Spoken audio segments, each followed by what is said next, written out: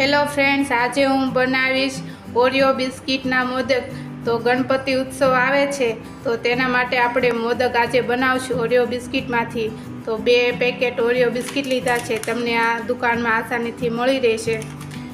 આ ઘરની ફ્રેશ મલાઈ લીધી છે, તેલ લીધું છે આપણે મોદક બનાવવા માટેનો ફરમો લઈ લીધો છે। તેની અંદર આપણે આ તેલ લગાવીને આની અંદર જ મોદક બનાવવાના છે। તો આ આપણે મોદક બનાવવા માટે જોશે।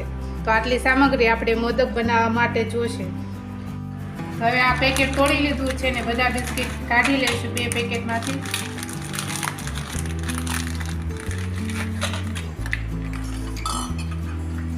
તો હવે આપણે આ બિસ્કિટ ખોલી તેમાંથી ક્રીમ છે એ અલગ કાઢી લેવાની છે। આવી રીતે એક એક કરીને બધી ક્રીમ અલગથી કાઢી લેશું આપણે સ્ટફિંગ માટે।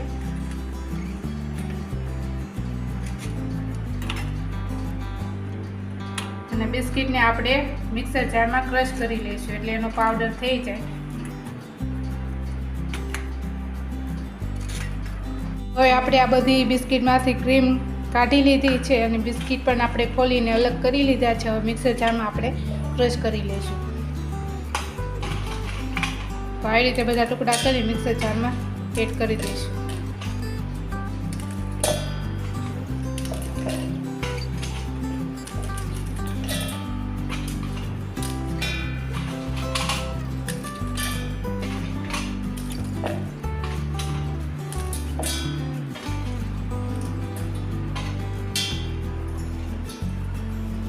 ટુકડા કરી મિક્સર જારમાં લઈ લીધા છે અને ઢાંકણ બંધ કરીને આપણે એને ક્રશ કરી લઈશું।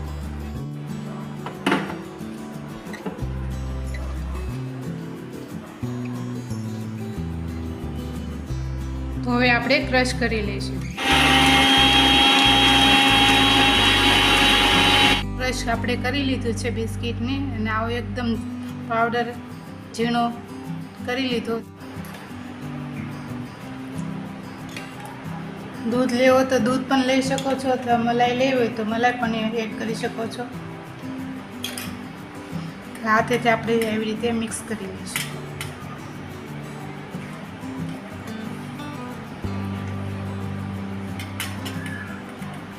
આપણે ઢીલું નથી રાખવાનું, કડક જ બનાવવાનું છે।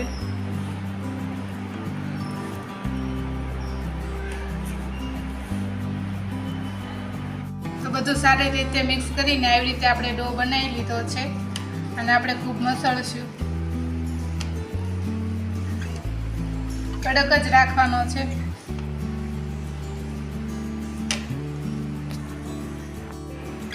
તો હવે આપણે ક્રીમને મિક્સ કરી લઈશું બરાબર। ક્રીમને આપણે સ્ટફિંગમાં લેવાની છે એટલે। તો હવે આપણે તેલ લગાવી દીધું છે અને આપણે ડો લઈ મૂકીશું આવી રીતે।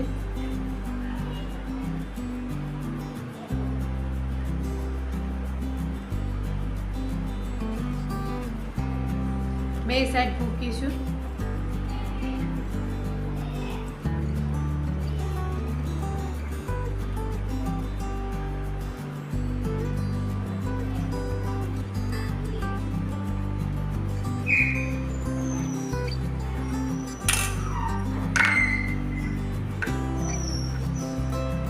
હવે ક્રીમનું સ્ટફિંગ ભરીશું।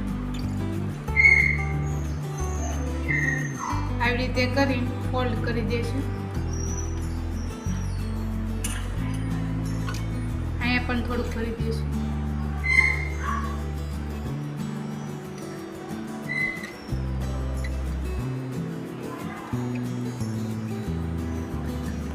આપણે ઓપન કરીને મોદક લઈ લઈશું। તો જો આવી રીતે મોદક આપણે બનાવવાના છે। એક પ્લેટમાં આપણે મૂકી દઈશું। આવી રીતે આપણે બધા મોદક બનાવી લઈશું। તો આપણે કટિંગ કરીને જોઈ લઈશું અંદરનું સ્ટફિંગ જો। તો આવી રીતે સરસ મોદક બને છે। તો એકવાર જરૂરથી બનાવજો ઘરે ઓરિયો બિસ્કિટના। તો તૈયાર છે આપણા ઓરિયો બિસ્કિટના મોદક।